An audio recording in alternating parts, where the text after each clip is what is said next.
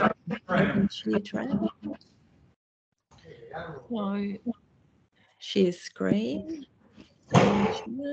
yeah, well, that's if you want to share your desktop though, but can you not load the presentation onto Teams? And I think we'd be, can you hear me now?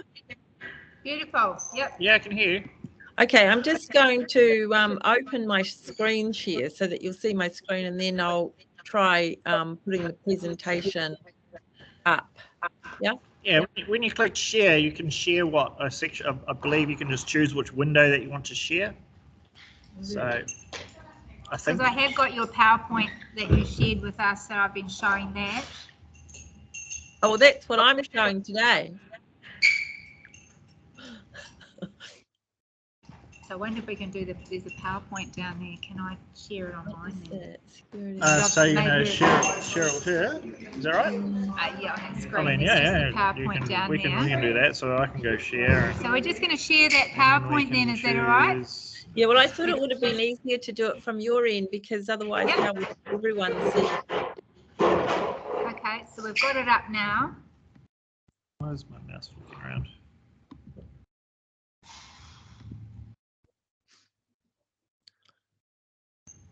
Here we are. Ah, there we are. There you go. Beautiful. Thanks, Jane. Now, just before you go, Press that.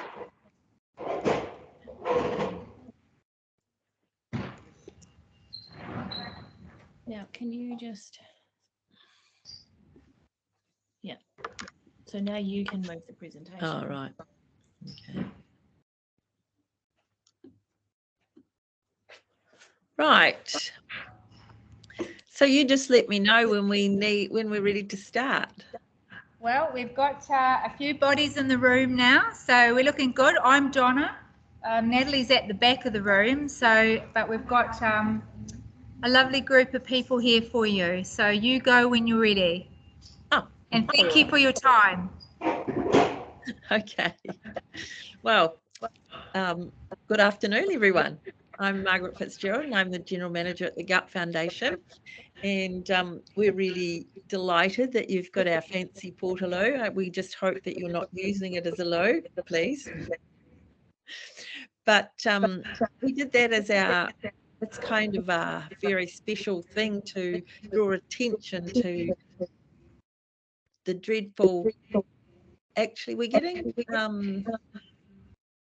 feedback there. Are we? Is that maybe? Is that better? Okay. Just mute yourself. I'll just mute myself there, Margaret. Okay.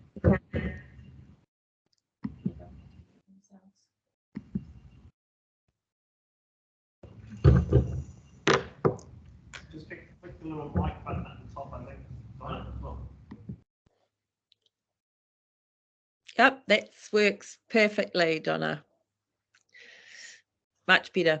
Okay, so basically what we want to talk to you about is the campaign that goes along with that portaloo today, which is our Review Your Poo campaign, and also a little bit about your gut microbiome. I've got something just to show you to start with, something for a little bit of fun and enjoyment.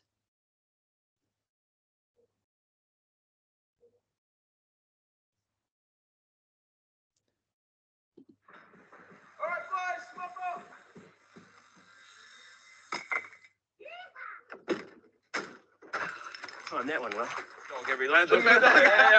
Smoko, he's always in there 45 minutes. Oh, talk of the devil. There he is. It's a health and safety hazard in there, boys. Don't take too long, boys. I'll take my bloody time.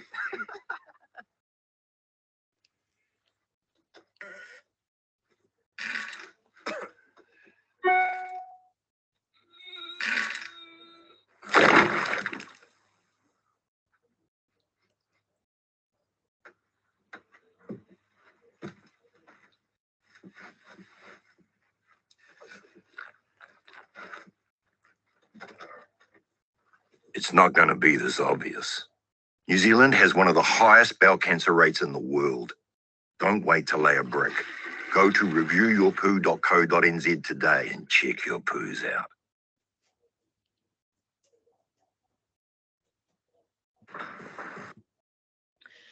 So the Portaloo campaign is also a nod to the fact that we do target the wider construction industry, as a lot of our people in construction don't always eat the food that's best for them, and certainly in terms of the gut. So we wanted to have something that would really capture people's attention. So these are some of the cold, hard facts. And this presentation has what it is like in Australia as well. Is we're very similar to our cousins across the ditch, only they have a better healthcare system in a way because they have more people. So 1 in 13 of Australasians develop bowel cancer in their lifetime. Every day in New Zealand, 9 people are diagnosed with bowel cancer, and it's the second biggest cause of death in both countries. We have huge rates of IBD, which is inflammatory bowel disease, such as things like Crohn's or ulcerative colitis, celiac disease. Basically some research that we did here in Canterbury showed that we had a 50% increase in the last 10 years in celiac disease. So what is the problem? Well, some of it has is that we have very low consumption of fibre in industrialised societies, and research has linked dietary fibre with reduced prevalence of chronic disease. So we really do need to get we really need to do something about the amount of fibre in our business. And the reason I have that it's very important for Essity, from Essity's point of view, because it does something critical to their business. And the thing is that it not only creates good shit, but lots more of it, which is, you know, important for a toilet paper company, not so much for you guys, except on a personal level. So let's talk about the gut microbiome, because we will come back to review your poo after we've talked a little bit about this. So the gut microbiome is basically all the bacteria that you have in your gut. And we know that your gut holds something like 2.5 kilos of bacteria in the form of the gut microbiome. And we'll talk about some of the numbers with that. So in fact, you are actually more bacteria than you are human. It's also true that they are finding huge health links to the gut microbiome. So things like Alzheimer's has been linked to it, dementia has been linked to it, mental health conditions have been linked to it. So it's becoming extremely important. And the reason why we haven't always known so much about this is that the gut microbiome has been difficult to research, because obviously if in your gut you have all these bacterias, to study what they do, you need to be able to extract some of them and keep them alive and then feed them different foods to understand what happens. And it's only in the last probably 10 years internationally, and 5 here, not even 5 here actually, that we've had the laboratory equipment that's enable people to do that. So diet is incredibly important in terms of keeping this your gut microbiome healthy. If you look at these review your poo charts, and hopefully you will have some of these that people have handed, your team up there have handed out to you. And we have one for your kids, one for your adults. You can download more on our website, completely free of charge. And we would love you all as a family to review your poo. So basically, why do we have such huge bowel cancer rates? And why out of those 9 people that are diagnosed, do 3 die of what is actually a curable disease? And the reason for that is we catch it too late. because we don't understand the symptoms. We don't know our normal. So this chart that we've got here for Review Your Poo, basically what we want people in New Zealand to do is to record their poo every day. Now, just to give you a little bit of an idea why, everybody's normal is different. So the range of normality for poos for people is between 1 every 3 days. So some people will poop every 3 days. Other people on the other end of the scale can poop 3 times a day. So if you fit anywhere between those, you will be classed as normal. But the reason you keep a chart is that you know you're normal. Are you a daily pooper?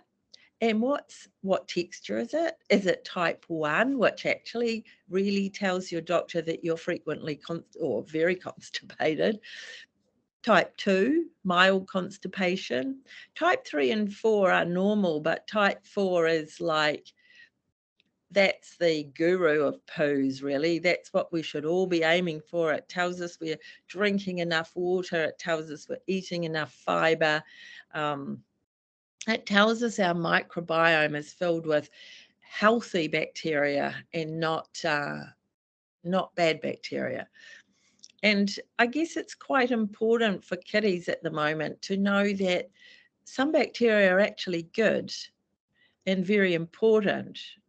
So it's great to get them and what I love about kiddies is that the wee ones, they love talking about poos. You know, they just think it's funny and for some reason then we stop them talking about it and then we all get this very shy thing happening and no one wants to talk about their poo any longer. Now the thing is with this chart, if you keep that for a month, mindful of the fact that obviously if you were sick during that month or you had to take antibiotics or anything like that, then that would affect whether this chart was a reflection of your normal. So you have to do it in a month where it's a pretty standard month for you. And you have to think about, you know, did I go out partying that night when my poo on the Sunday's a bit off? So just check that it is a normal month and it's not something you've done yourself. And then what you do is you keep a check. If anything changes to your normal, that's when you talk to your doctor. So you need to be able to understand change. And I don't mean change if it happens to be one day, but if for over a period of 2 to 3 weeks, you notice that your poo's not normal any longer, go to your doctor, take your chart and insist on getting either a colonoscopy or a colonography. I can see quite a lot of the room from here, and I'd be really interested if people would raise their hand if they knew what a colonography was. Right, great. Well, I would expect the nurse to know, yes. But what we're finding is many people around New Zealand don't know what it is, and it's a very much less invasive way of finding out if everything's normal there, and it's also a lot less expensive. So for example, a colonoscopy will cost you around $900. A colonoscopy can cost you $2,500 if you go private. If you don't go private, you go on a waiting list.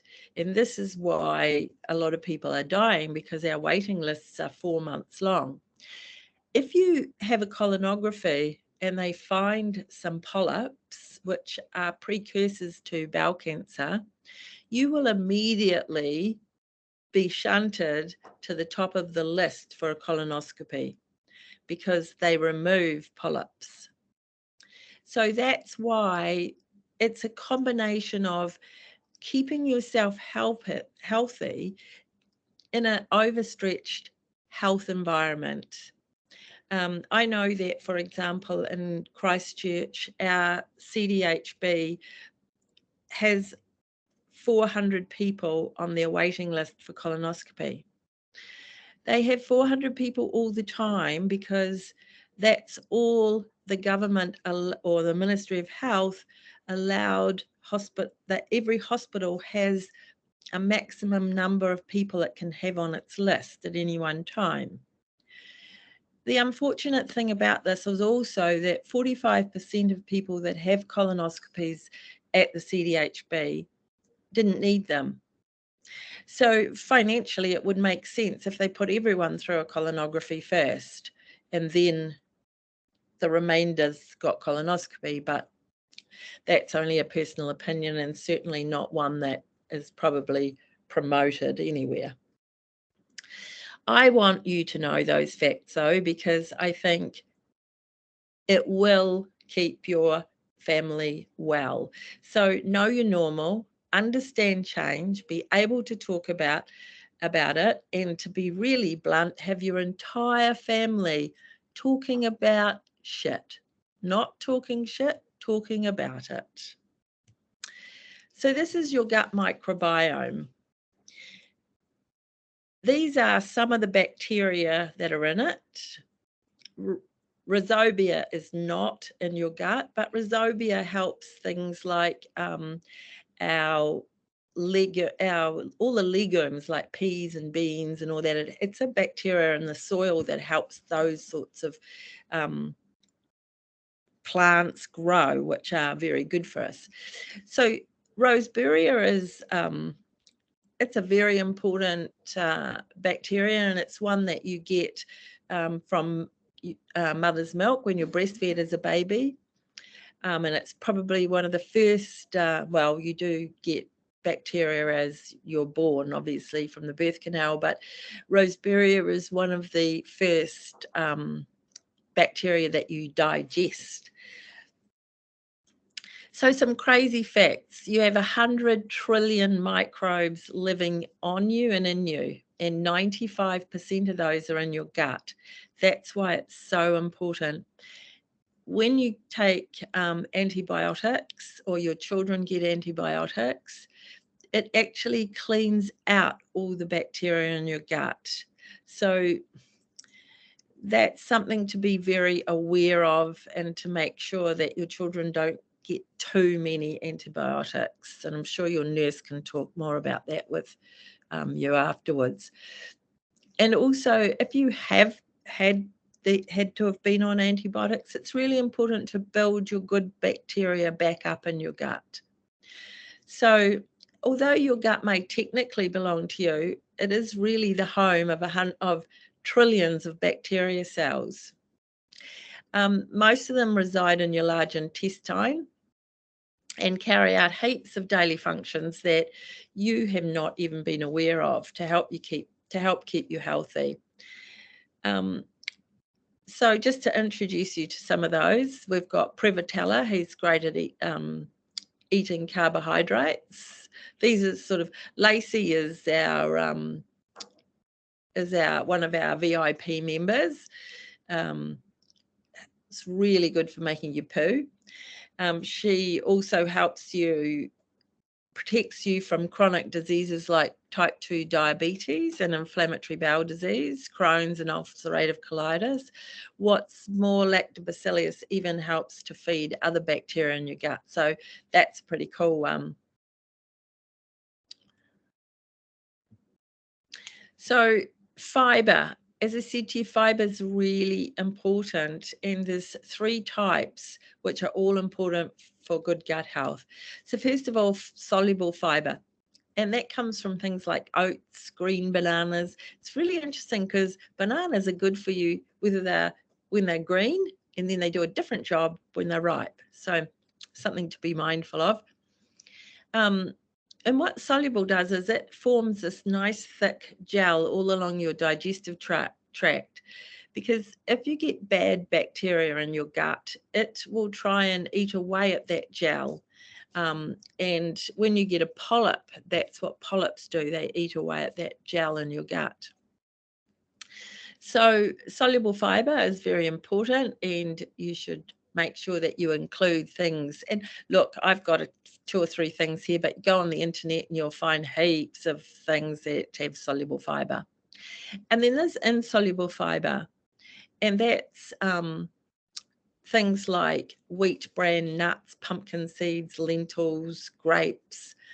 And insoluble fibre is non-fermentable fibres that are reduced markers of gut inflammation.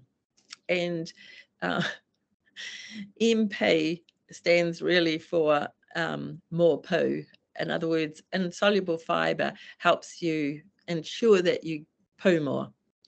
Then we have prebiotic fibres, and basically you don't actually break prebiotic fibres down. They're non-digestible for you, but they're eaten by the good microbes in your gut, and they stimulate the growth of probiotics or good bacteria.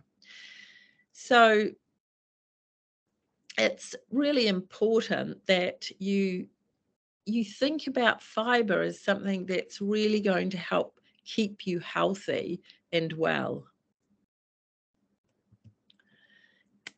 I'm sure a lot of you've heard about probiotics, and basically they build strong immune system, they regulate appetite, so they stop you having cravings or feeling really hungry, and they reduce sugar and refined carb cravings, which is really important because when you crave that sugar is actually known to actually support cancer cells. It's not something you really want to eat a lot of.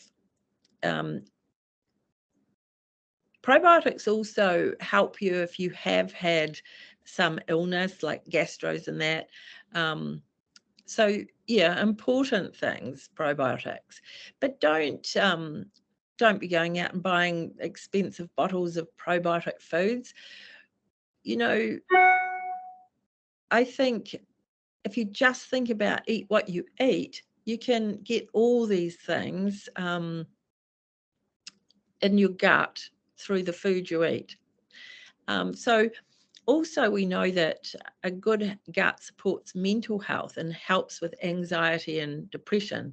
And that's because you have this vagus nerve that travels all the way from the back of your spine, or the back of your head, I suppose, travels from up there right down into your gut, and it's called a wandering nerve.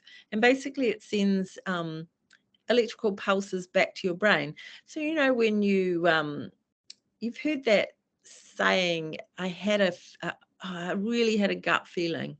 Well, there's actually a lot of evidence to say that that's something that's very true. So you should listen to it when you do have a gut feeling that something's not quite right. I'll just put this on for you for another little bit of amusement.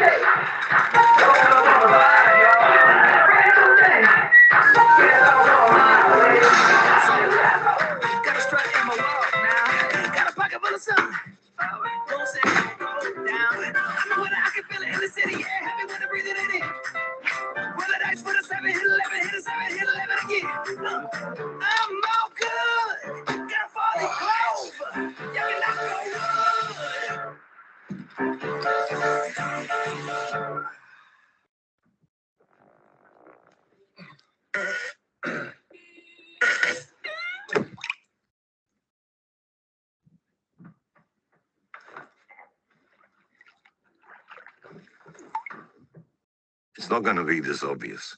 People who diagnose and treat bowel cancer early have a 90% chance of survival. Don't wait to pinch a loaf. Go to reviewyourpoo.co.nz today and check your poos out.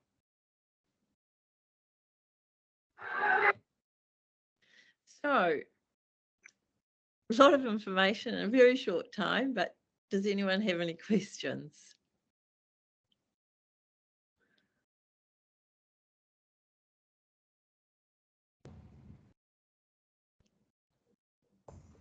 Can you hear me all right, Margaret? Yep. Oh, good. Anyone got any questions? I've got one for you. Actually, I'll just see if I can find it. Oh, it's on there.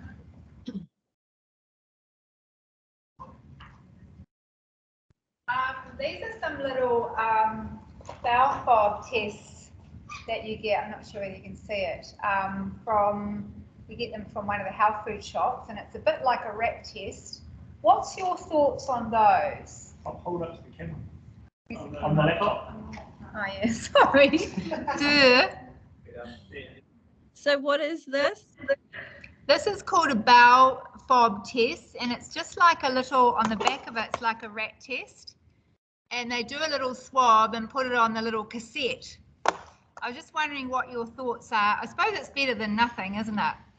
Yeah, I don't know about those. It's something that's there's something happening.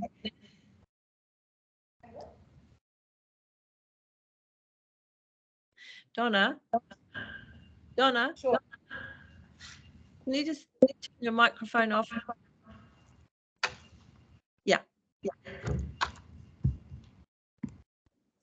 Yep, that'll help. Honestly, there is a lot of research happening around those sort of poo tests, which is great to see. I came across one in that's being developed in the UK, and I got in touch with them to see if we could actually get it out here for people in New Zealand and have the Gut Foundation manage it. And it's like that you get a stick and you stick it in your poo and you send it, put it in a wee bottle and send it off.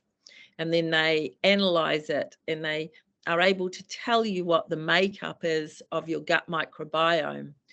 So with that other test, I haven't actually investigated that. I will go and have a look at that now and find out what it does. Yeah, maybe it looks for blood in the poo, does it?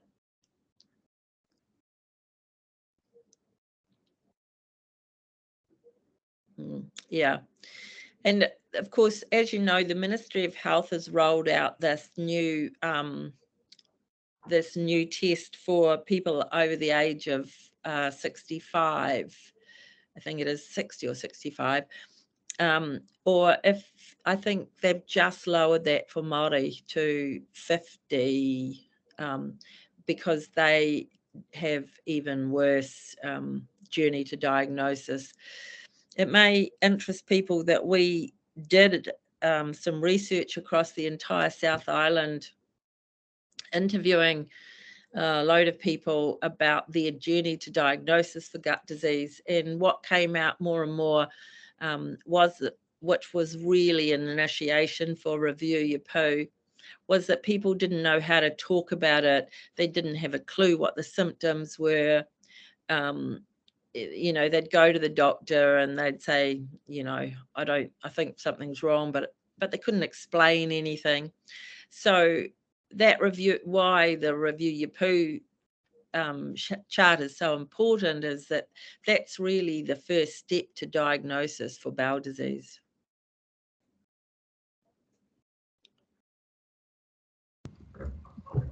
Anyone got any other questions at all? It's interesting though, Margaret, in Australia they do 50 is your bowel test, and here it's 60. What are your thoughts on the delay in age? Yeah,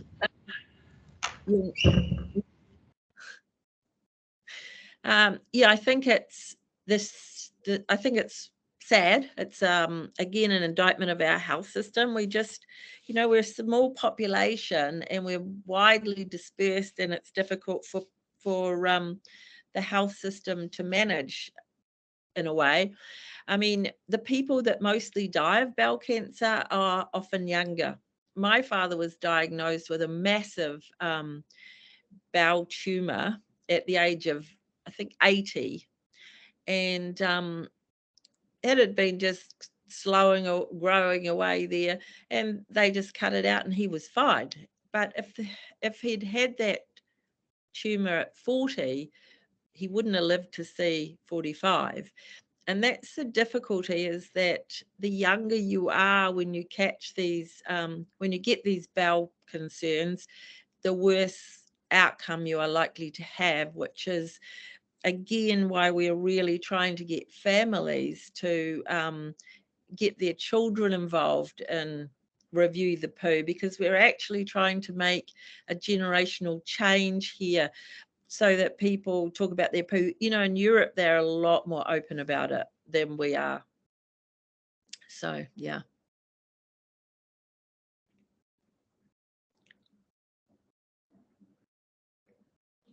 So the question was, what are the symptoms for bowel cancer? what are the symptoms for bowel cancer?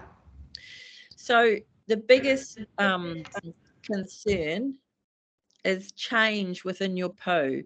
You know, like symptoms, it's difficult with bowel cancer because it starts as polyps, and really they're just when there is more bad bacteria in your gut and they've managed to make a hold in that gel. You know, they've managed to get through that gel and sit in there and work away.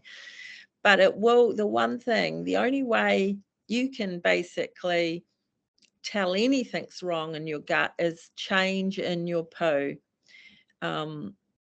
You can't see it or anything. So yeah, I can't tell you strongly enough that to keep this chart, and even then it won't protect you 100%, because there are some people who get no symptoms, or they say they don't, but yeah, maybe they didn't know to look at their poo, I don't know.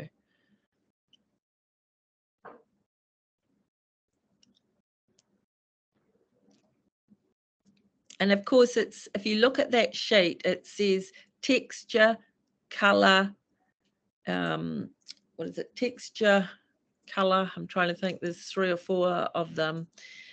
Frequency. These are all things, and on the back it's got all those things. Those are all the things you need to look for in terms of change in your poo.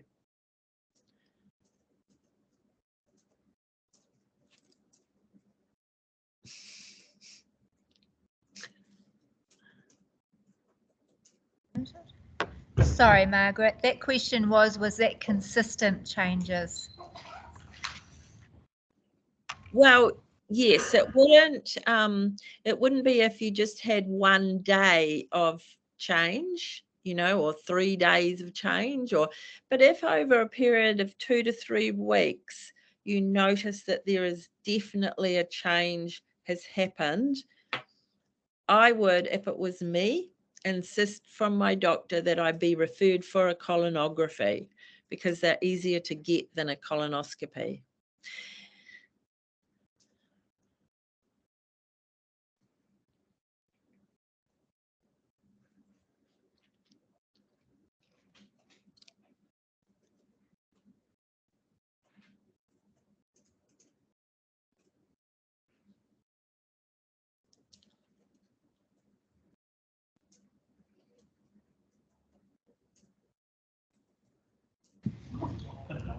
Is alcohol good for a bowel?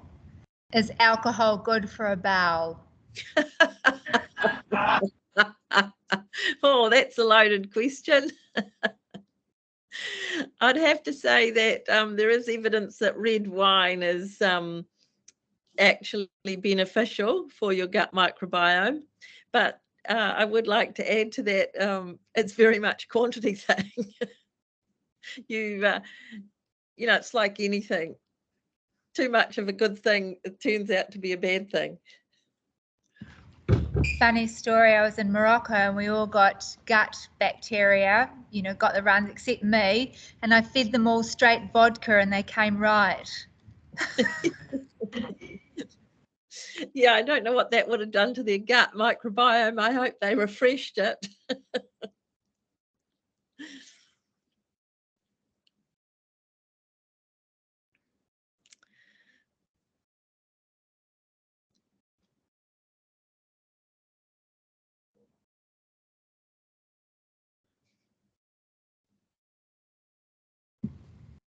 I don't think there's any more questions, Margaret. Okay. And that presentation was awesome. Yeah, Thank you very much. Thank you. And we'd just like to thank you all. I've recorded it, so I hope you don't mind if I send that to people who couldn't come today. No, it's fine. Yeah, I think everyone needs to learn, you know, about the garden and listen to this presentation. So thank you so much for your time. It's been awesome. No So problem, just no give you problem. we'll give you a round of applause.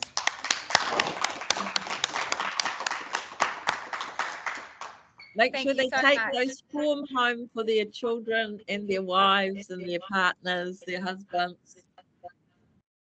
Definitely. Okay. Thank you so much, Margaret, and we'll keep in touch anyway. Okay, take care. Okay. Bye-bye. Thank you. Bye.